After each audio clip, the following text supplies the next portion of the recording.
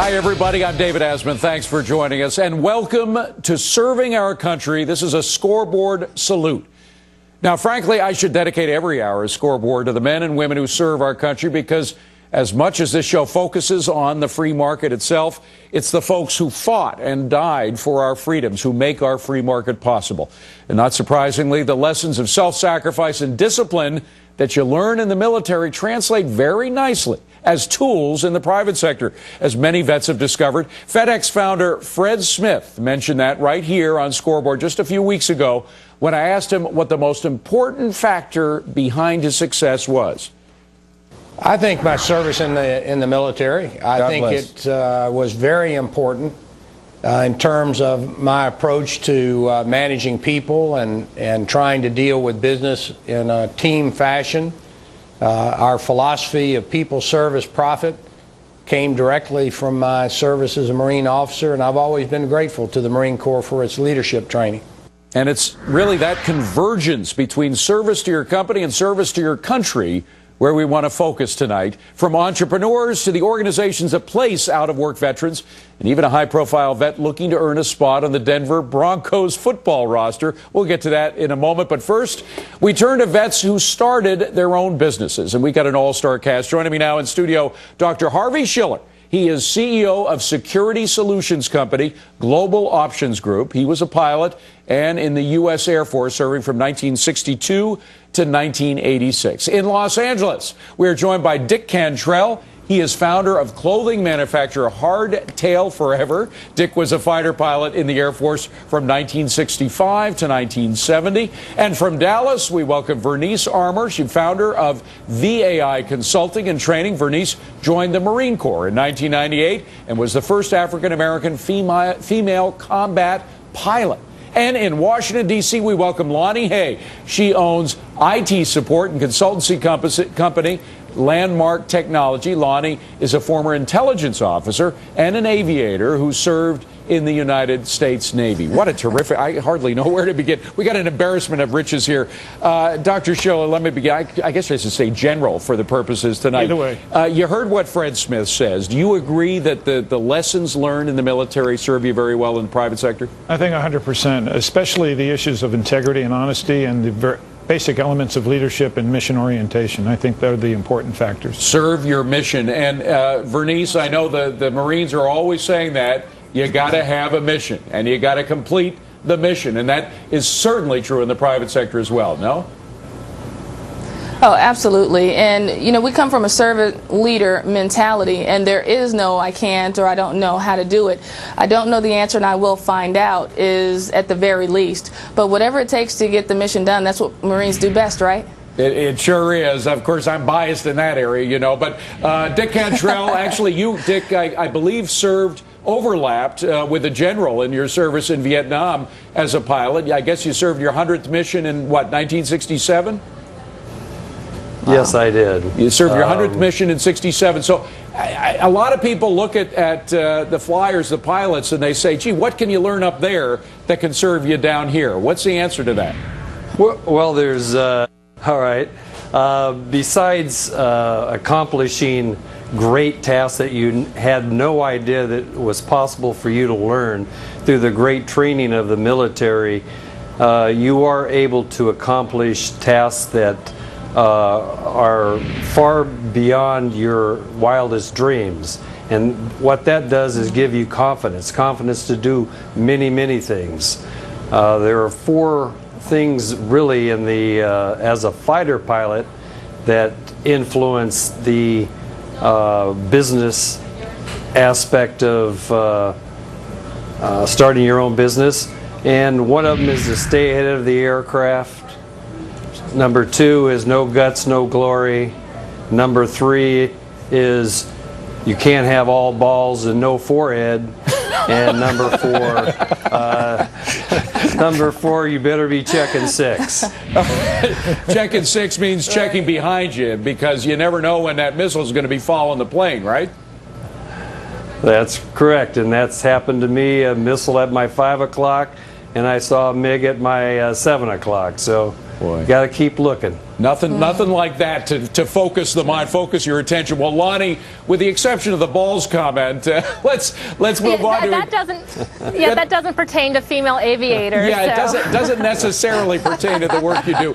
But again, just tell us like the others have about how what you learn in the service helps you in the private sector. Well, the military, serving in the United States military is one of the greatest honors because it's the best military in the world. And the training, both the informal and the formal training that people receive over their careers transcends into not only business but into being successful in life.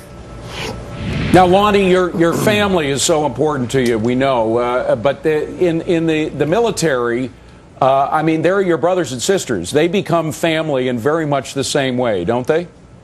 Absolutely, and it's not just that relationship doesn't end when you leave the service.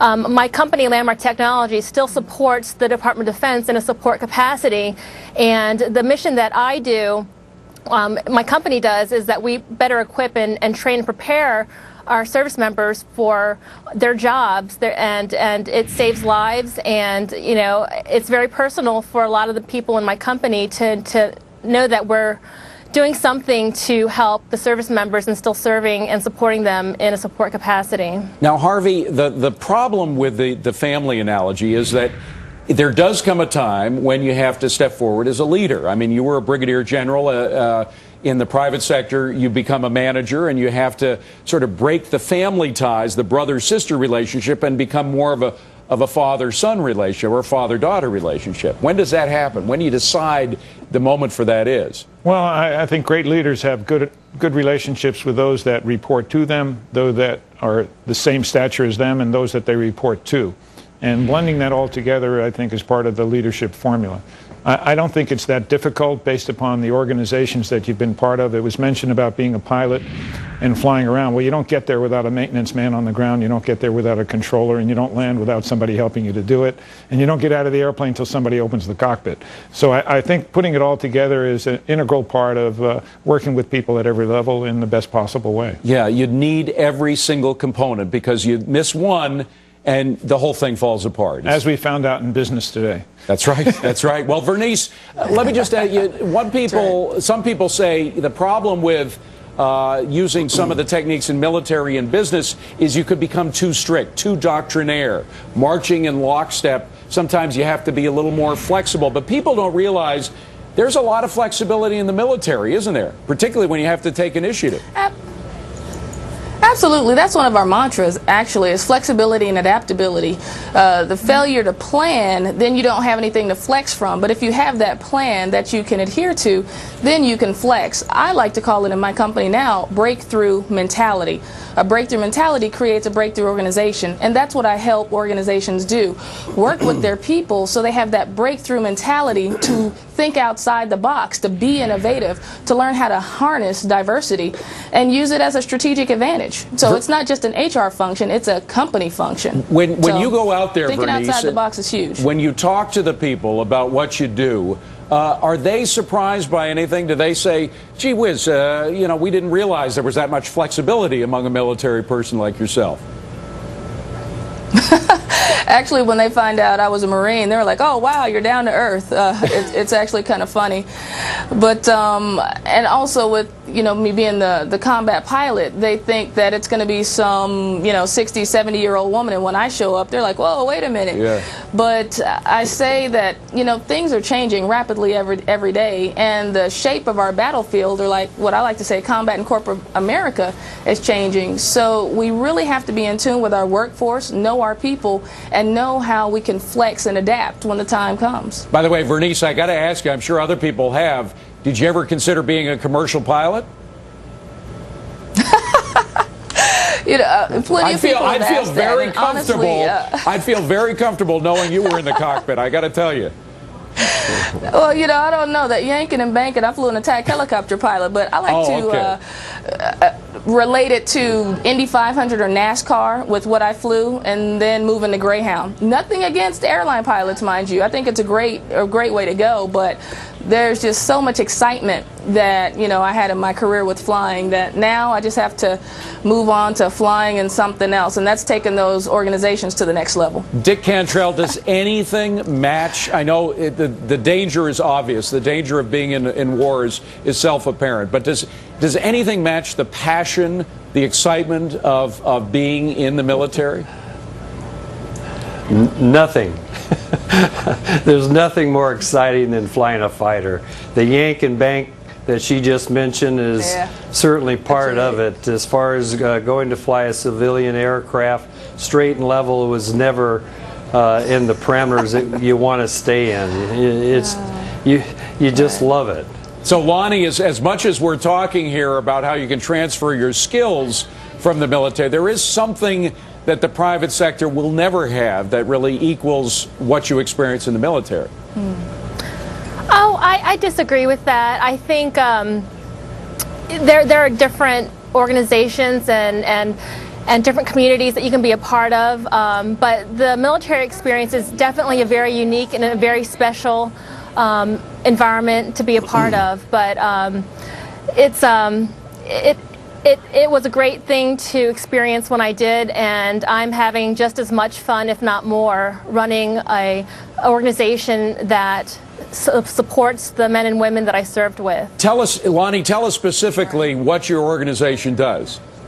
Sure. My company is a professional services company that helps the government, more importantly the Department of Defense, better equip and train the people. So we introduce business processes and outsourced services to help the government run more efficiently and save taxpayer dollars. So you're actually, correct me if I'm wrong, but what you're doing is taking a government program and just making it work better than it would if only civilians were involved in setting it up.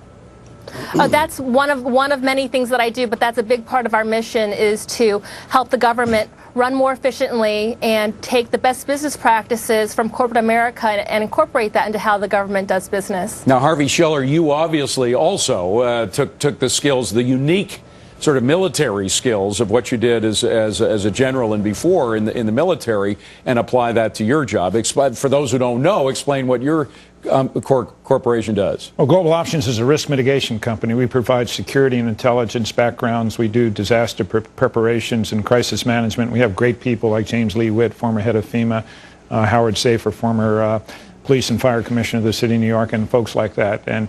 And when you have a great team like that, you can work together in the best possible way. But we're very, very proud of our folks and the work that we do. But I'm proud of everybody else that's come out of the military and been successful. But again, you're able to deal with those sort of split-second life-death decisions concerning everything from the pirating that was going out overseas to terrorist threats here in the city. That you are able to transfer some of that exciting split-second decision making that has to be done in the military. Well, every military leader knows that to get that done, you have to have the right people in the right place. Yeah. And I think those that have had that experience know how to estimate what people can do when they're under stress and pressure and how they react to it. It's talked about flying over North Vietnam and I flew in the South. I mean, getting the mission done means you have to put all that behind you, and how you're going to handle that in the most professional way when things are really, really tough. And I think that is what you're talking about, that decision-making under stress. Bernice, you know, particularly after 9/11, this country was really desperately seeking out people that had combat experience, that knew how to operate literally under fire. There were veterans from the previous Gulf War back in the 90s, but there were precious few of them. Have you been tempted to use your skills, your combat skills, operating under fire to do some work regarding anti-terrorist work and that sort of thing? Well, no, I don't work with anti-terrorist work per se, but with the corporation. I work a lot in the defense sector for actually I'm here in Dallas now working with Lockheed Martin and working with their workforce who have a direct impact on the service members who are here in the States or garrison and overseas. But what we're teaching folks how to do, especially in the military, is not how to react but respond. And I like to say it is a trained reaction, because you train so hard and so much that when you are in that decisive moment and you have to act without thinking about it, you have the right reaction, or what I like to say is the right response. And again, that's that breakthrough thinking coming through, that team and that